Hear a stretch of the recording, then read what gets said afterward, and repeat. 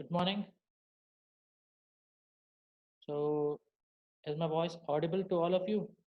Those who have entered right now.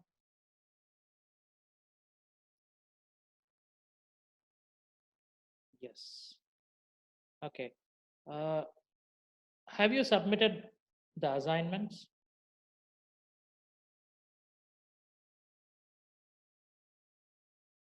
I pause my screen. Let all of us. Okay.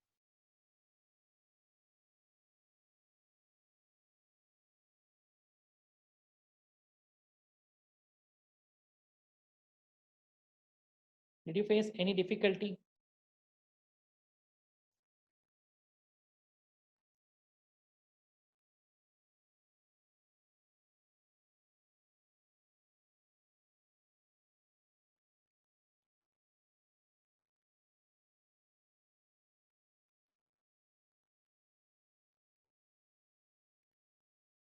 Hello.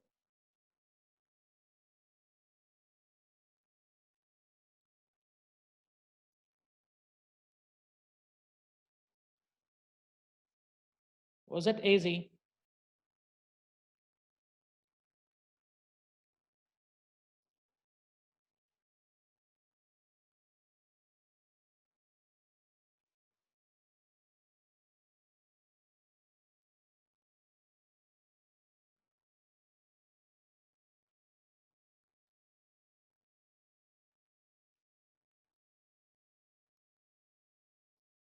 Okay. Only 20 participants till now.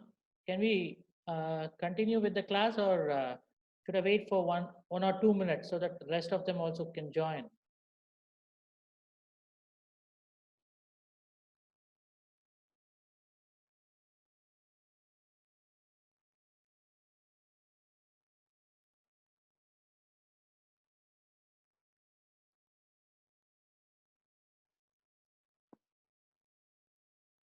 See, once you log in, once you join the meeting, you need to type your USN. Don't forget it. So Shwena, very good job. As you have logged in, you have just typed your USN. Very good one, ma'am. Same thing, everyone should follow. I won't be telling it often and often.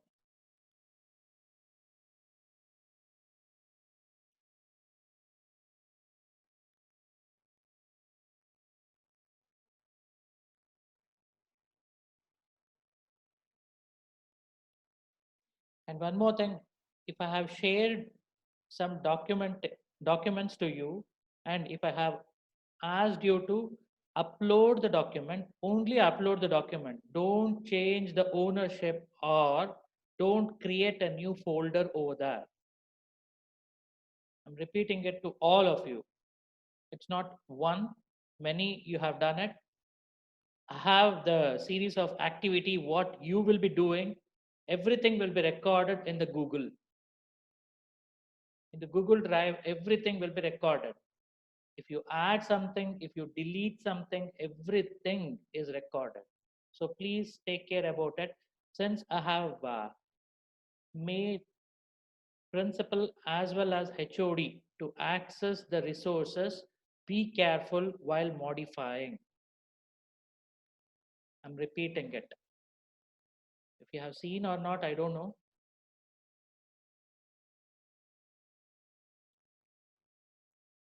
So don't do the mistake. And you are not supposed to submit the assignment in your Google Drive and send the link. No, that is not accepted. You need to submit it either in PDF or document format, Word format. Okay.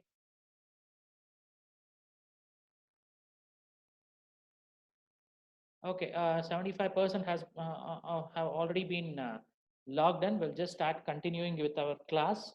So where we left out was the last class. I think forms of equivalence class testing. So there were different forms of equivalence class testing. Is it visible now for all of you? Screen is visible?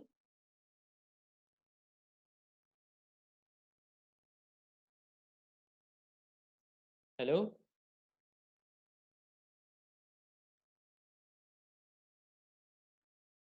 Hello? Am I audible?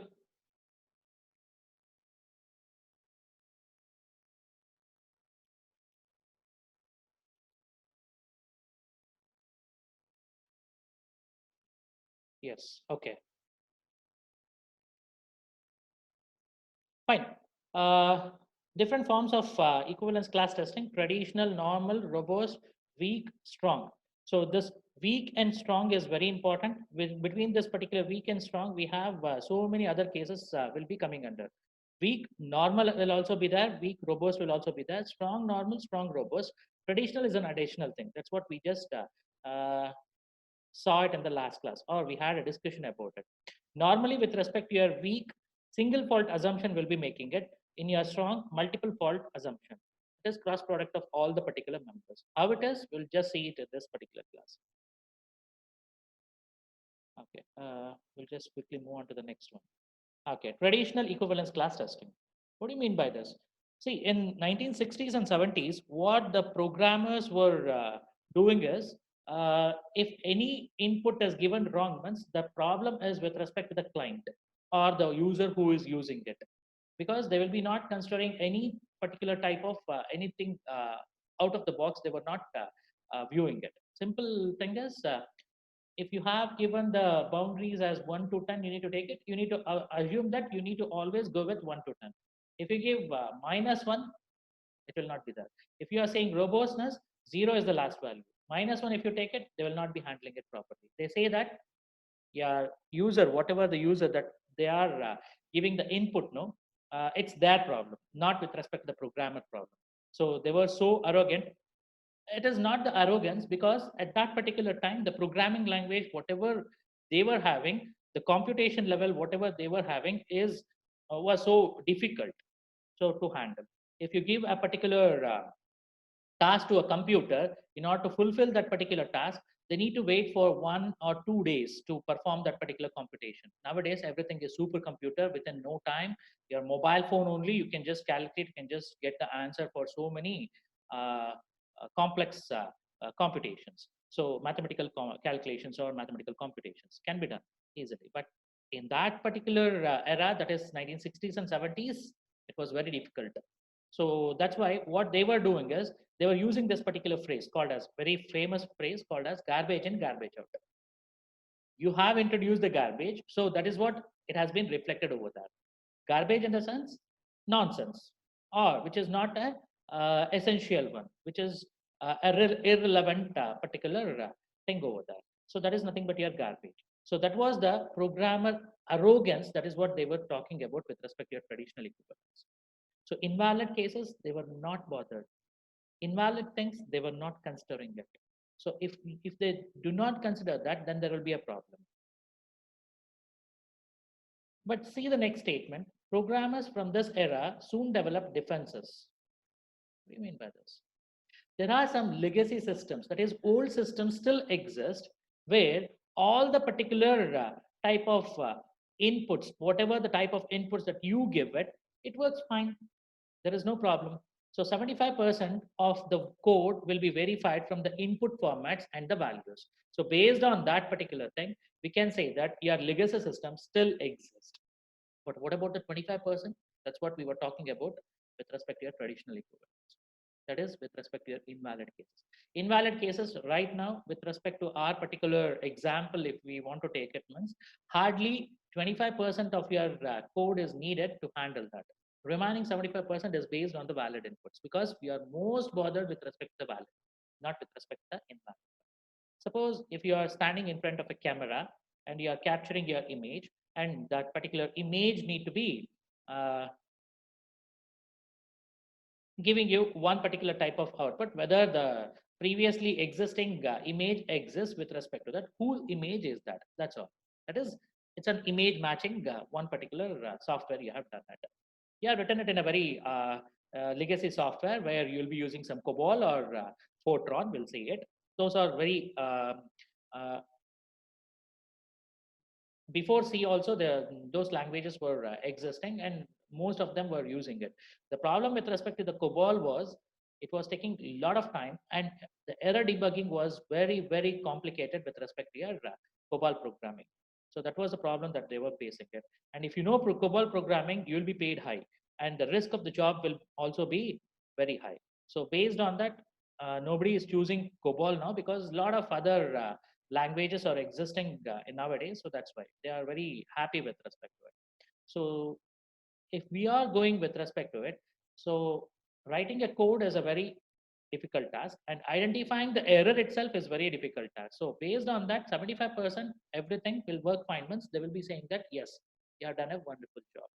But nowadays, everybody expects your 100% accuracy, not 75% or 80% or 90%, 100% accuracy. So whichever the system that you take it, whichever the software that you build it, so there is nothing like 100% accuracy will be can be adopted or can be there with respect to any system that you build, because there will be a loophole in all the systems. That's why updates came into existence. Understood that? So with respect to that, maximum to this 75%, you can add 10 or 20% to this particular thing. 95% maximum we can try it, but 5% once again it will be a bug. That's all it will be. So your traditional equivalence class testing, what it will be doing is it will be mainly focusing on the invalid inputs. Okay, your programmer has left out that. So what we'll do is we'll just include that in our particular pen and pencil type of thing, and we'll just analyze what it will be doing. So it will be same as your weak robust cases with respect to your boundary value analysis as well as your equivalence class. Once again, I'm reminding you, equivalence class partitioning is based on the equivalence relation. Equivalence relation is a relation where a particular three types of relations need to be considered. One is reflexive, symmetric. If a relation is reflexive, symmetric, as well as transitive, then we call it as that relation as an equivalence relation. So keeping that in our head, we'll move further. So that's all with respect to your traditional equivalence class.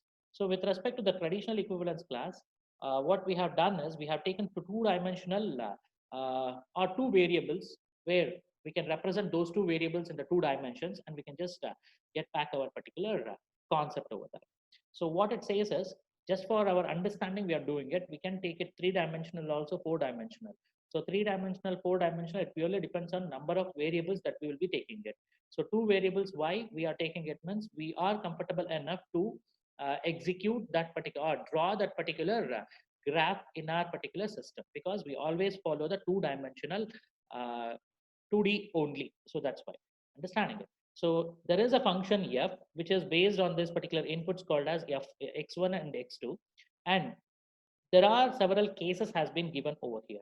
So with respect to your x1 variable, valid output will be a to b range, and whatever comes beyond this a, it will be neglected. It will be taken as a 10 invalid values, and whatever the values that it comes above this particular b is taken as invalid values. Similarly, you have a variable x2. With respect to it, its range is c to d. So invalid is anything that comes below this particular c value is considered as is taken it out with respect to your invalid values. Similarly, with respect to anything greater than the b value is taken as invalid values. This is how it will be just taken into consideration. This is an expressive manner how they will be representing the things. So they have just taken this. Yeah, this is how the graphical representation will be. So what this is now? So you have an one axis where the first variable x1 is taken into consideration. Similarly, you have one more particular axis where y-axis will say it. In that, x2 variable is pointed out. See here, A is that, B is that. Looking into this diagram, so just imagine your particular boundary value analysis. The same. Is there any change in it? Is there any change with respect to your looking into this diagram? Can you just imagine with respect to your boundary value analysis? It's one and the same, right? Only thing is you are talking about the values with respect to the boundaries, that is here. But with respect to this, you're taking the group in the entire particular area A to B, whatever the value that you take it, any value you take it, that value you just consider. So this is one value I'll be taking it, and surrounding values with respect to your A, Beyond, if it goes beyond this particular C, what happens? Beyond this particular A, what happens? Beyond this particular D, what happens? Beyond this particular B, what happens? That's all. This is nothing but your traditional equivalence class testing. What is equivalence class? This is the group. This is valid group. This is invalid group. Whatever the value that you get it. Suppose you have a value. Just take a one particular simple. I'll share a new one. Yeah.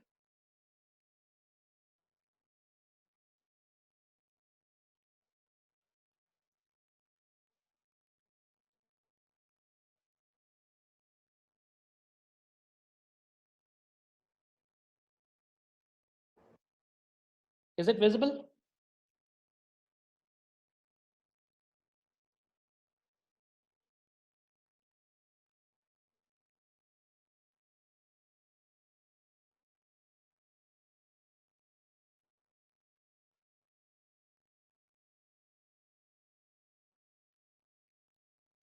Yes. Okay. What I'm doing is I'm just going to insert some particular pictures over here.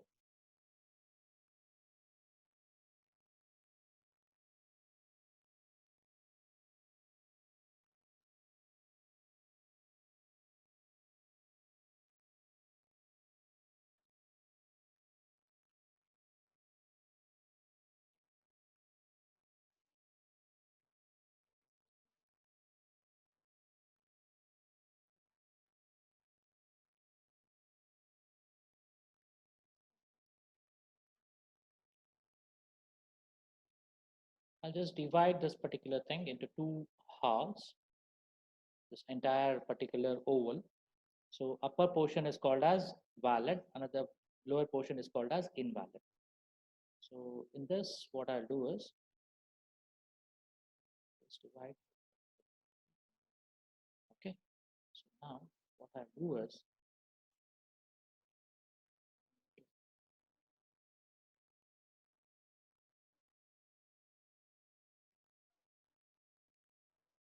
need to have a text box.